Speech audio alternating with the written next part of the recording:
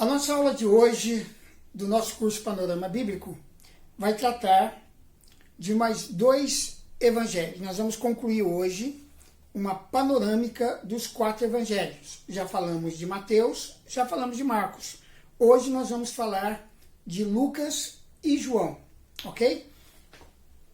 Eu quero lembrar você que nós estamos vendo sobre o cânon do Novo Testamento.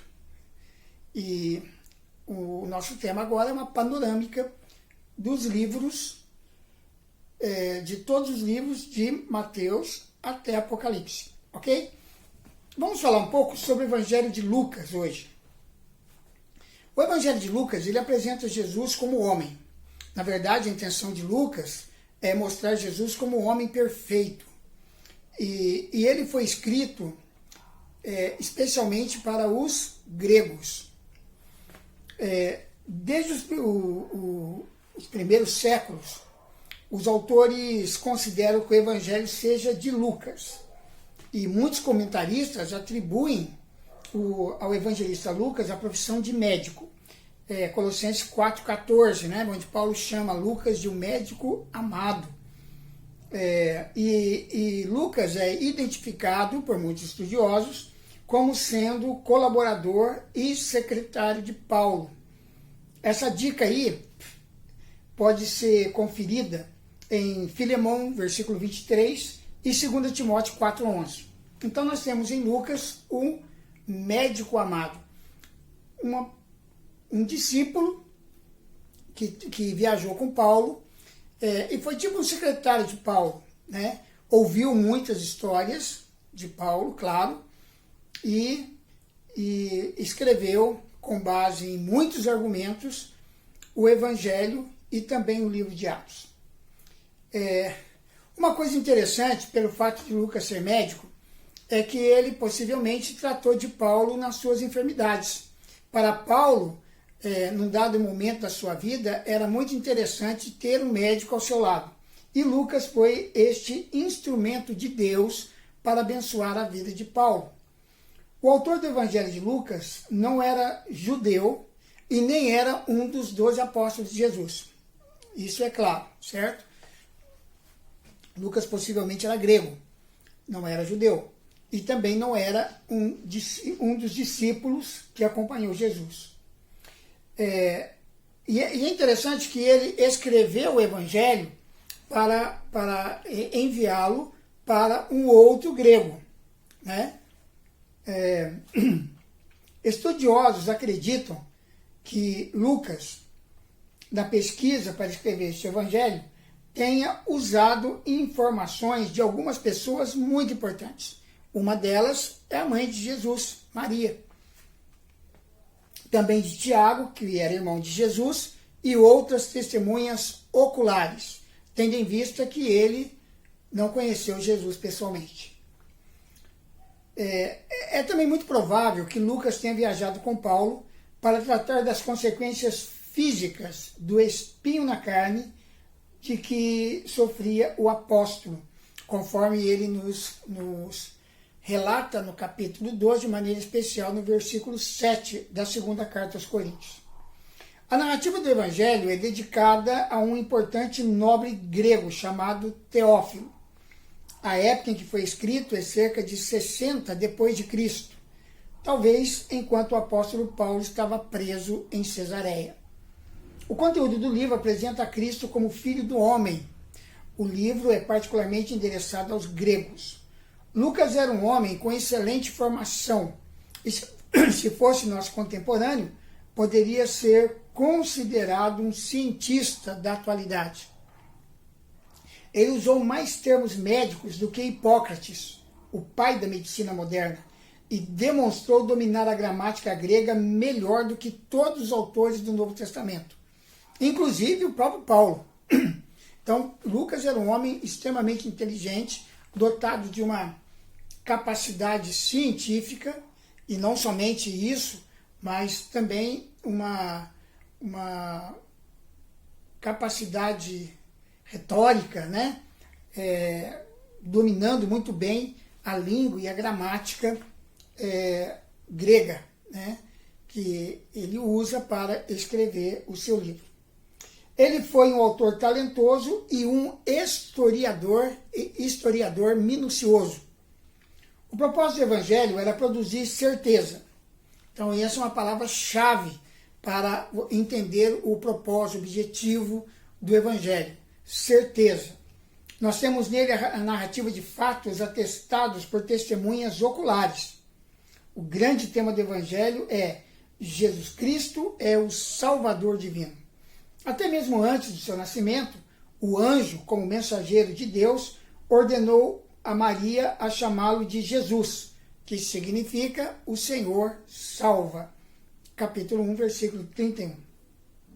Lucas demonstra que Jesus veio como Salvador em sentido universal, para as pessoas de todas as idades e condições. Ele veio para os judeus, capítulo 1, versículo 13 e capítulo 2, versículo 10. Ele veio para os samaritanos, capítulo 9, versículos 51 a 56. Ele veio para os pagãos, capítulo 2, versículo 32, capítulo 3, versículo 6 e versículo 38. Ele veio para os publicanos, pecadores, para os desprezados, capítulo 7, versículo 35 a 50. Bem como ele veio para as pessoas respeitáveis, capítulo 7, versículo 36. Para os pobres, capítulo 1, versículo 53. E também para os ricos, capítulo 19, versículo 2, capítulo 23, versículo 50. Mas ao mesmo tempo que o nosso Senhor exortou urgentemente os seus ouvintes, esclarecendo que, embora tivesse vindo para salvar, não para destruir, todos aqueles que se recusassem a serem salvos por ele, atrairiam um terrível sofrimento contra si mesmos. Capítulo 19, versículo 24, e também os versículos 41 a 44 do capítulo 19. O Evangelho de Lucas proclama as boas novas de que Jesus não apenas afirmou ser o Salvador divino, mas que ele se revelou como o Redentor Todo-Poderoso, que é o Filho unigênito do Pai. Através da ressurreição e da ascensão relatadas no capítulo 24, do versículo 50 ao 53, ele finalmente comprovou a veracidade de suas afirmações e o caráter genuíno da sua autorrevelação como Salvador do mundo. Ele foi enviado, aprovado e equipado por Deus. Capítulo 4, do versículo 17 ao 21, e também o capítulo 10, versículo 22. Vemos também a humanidade de Cristo sendo manifesta especialmente ao chorar por Jerusalém, no capítulo 19, versículos 41 a 44.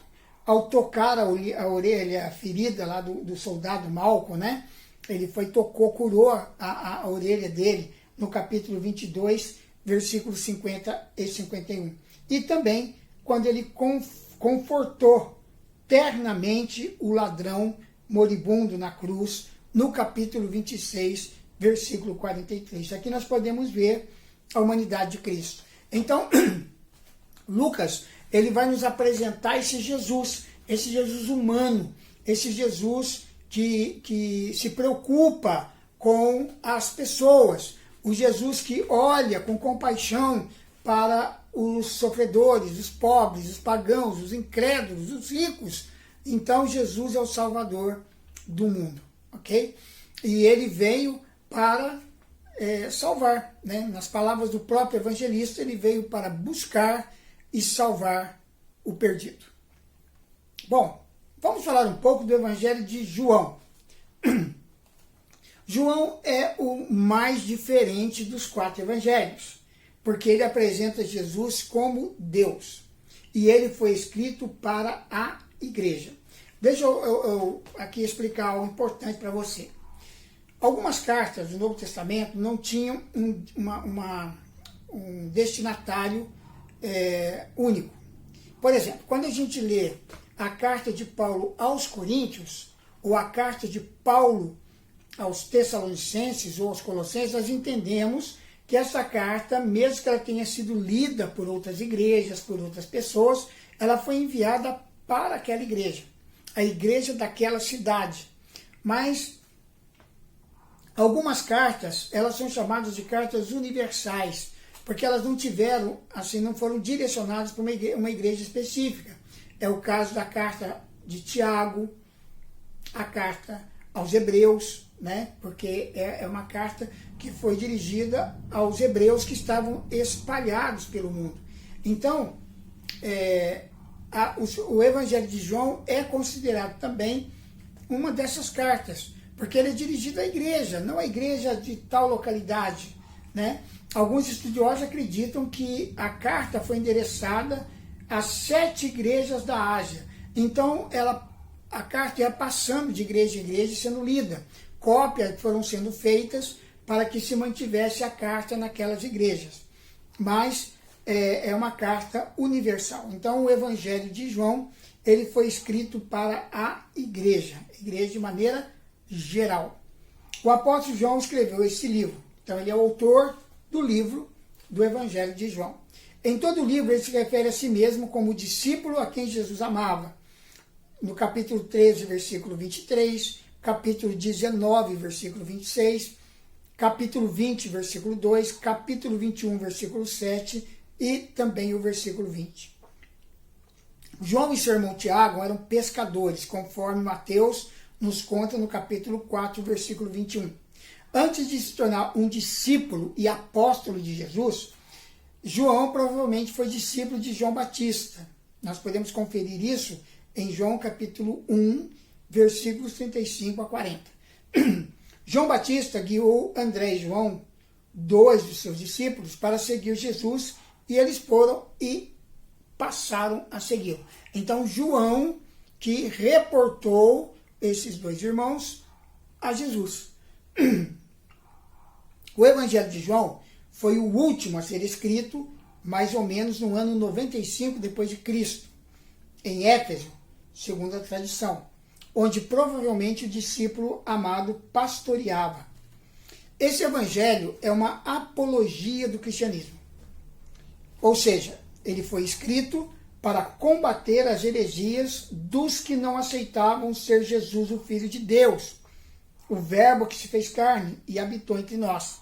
João capítulo 1, versículo 14.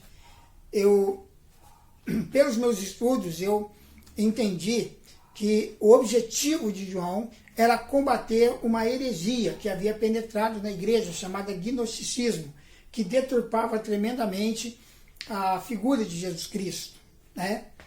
É interessante que no capítulo 20, versículo 31 do seu evangelho, João revela o propósito dele escrever a biografia de Jesus Cristo: oferecer evidências que comprovam a natureza e a missão do Filho de Deus.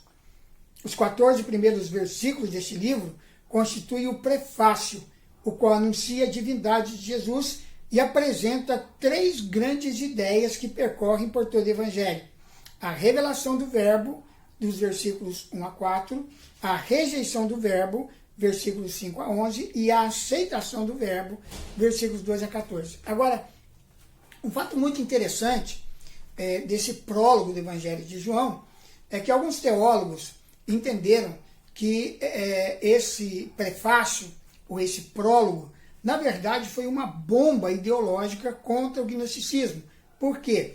Porque os gnósticos tinham uma ideia de que a salvação vinha através do conhecimento, por isso gnose tem a ver com conhecimento. E então eles valorizavam muito a questão do verbo, a palavra, né? Porque o conhecimento da palavra, profundamente na palavra, poderia levar uma pessoa até um nível de divindade. E João começa trazendo essa ideia, porque ele fala que no princípio era o verbo, e quando o gnóstico começa a ler esse evangelho, ele já fica assim curioso, né? O que esse cara quer dizer com o verbo, a palavra? E o verbo era Deus, o verbo estava com Deus, né? Lá no princípio. E então eles vão ficando assim meio que atraídos pela ideia, pela introdução, querendo saber até onde que João ia chegar. Mas aí, no versículo 14, ele lança a bomba, né? E o verbo, ou seja, a palavra se fez carne e habitou entre nós. E aqui João usa um verbo que não tem uma tradução literal para o português. Por isso que os tradutores traduziram por habitou, né? Porque, na verdade, se esse verbo fosse traduzido de maneira literal, seria uma palavra de tipo tabernacularizou. E essa palavra não existe na língua portuguesa. Então, o mais próximo que eles encontraram foi habitou. Mas a ideia é que o verbo veio para se tornar o tabernáculo de Deus entre nós.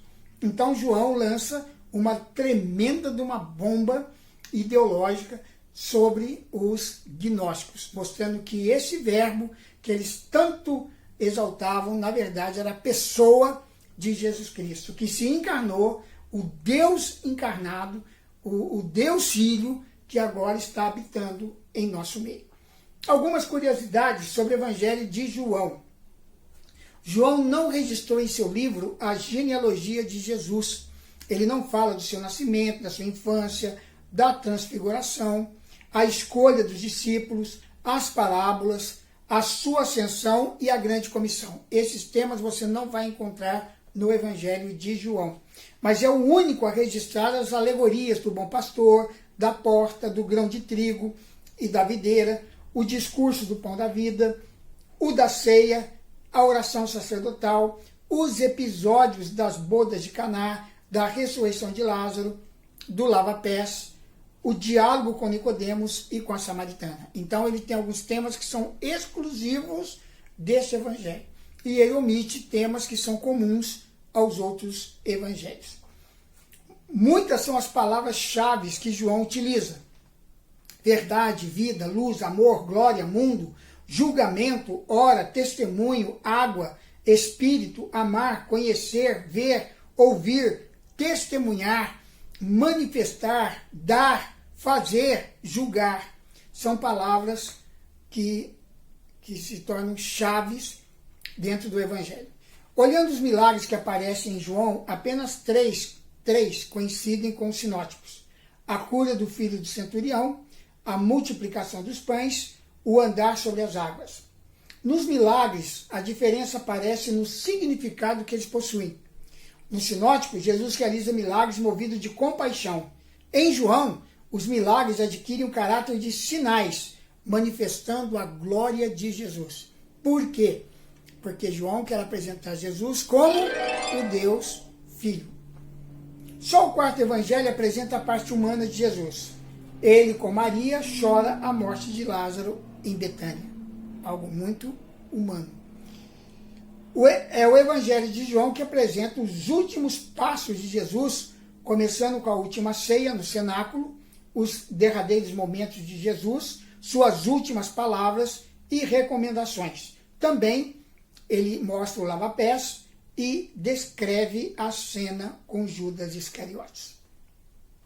Em João, aparece um Jesus muito próximo dos discípulos. Ele está muito tempo, ele anda com os discípulos, ele fala com os discípulos o tempo todo. João nos convida a adentrarmos no cenáculo e nos tornarmos participantes dos últimos momentos de Jesus com seus discípulos. Suas últimas palavras, recomendações e oração, sua ação ilustrativa ao lavar os pés dos discípulos e a confrontação final com Judas Iscariotes, descrito com uma vivacidade muito grande que traz inúmeras lições para as nossas vidas. Nenhum dos outros evangelistas nos trouxeram tantos detalhes da intimidade de Jesus com os discípulos como João faz. Então é um evangelho excelente para nós trabalharmos a questão do discipulado. Se você quiser ter uma abordagem acerca do discipulado de Jesus com os 12 e as aplicações desse discipulado na nossa vida hoje como igreja, o Evangelho de João é um excelente livro a ser estudado. Então, você pode fazer uso do Evangelho de João para desenvolver um bom treinamento para os seus discípulos, ok? Então, com isso terminamos a aula de hoje. Muito obrigado pela sua participação comigo, por ter assistido esse vídeo. Se você gostou, dê um like, inscreva-se no nosso canal, e compartilhe. Compartilhe o vídeo, ele vai estar também na nossa página no Facebook, a página Palavra Viva, você pode conferir lá e curtir também, né, visualizar e compartilhar a partir do Facebook, ok?